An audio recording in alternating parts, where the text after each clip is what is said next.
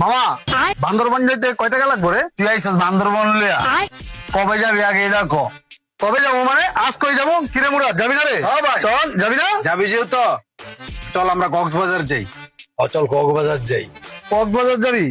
ভাবছিলাম বান্দরবন যাবো, পাহাড় পোহাড় দেখমু। কিরে ছোট ভাই কি কস? ভাই তোমার কথা ঠিক আছে, চয়ন ভাইয়ের কথা ঠিক আছে।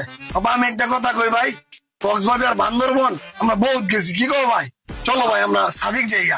বন্ধু আপনি কোন তো কক্সবাজার না বান্দরবন কোন জায়গায় গেলে ভালো হইব? না সাজেক? আমার তো মামা মন চায় খালি খাইতে, আমার এই ঘোরাঘুরি আবার পছন্দ না মামা।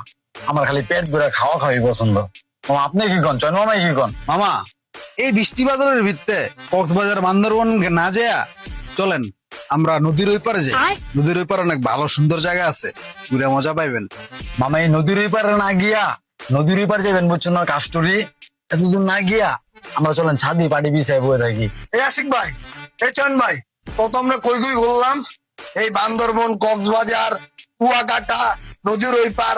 আচ্ছা ভাইয়া তোমরা থাকো, আমি চালো এইয়া, তোমরা আরো প্ল্যান করো।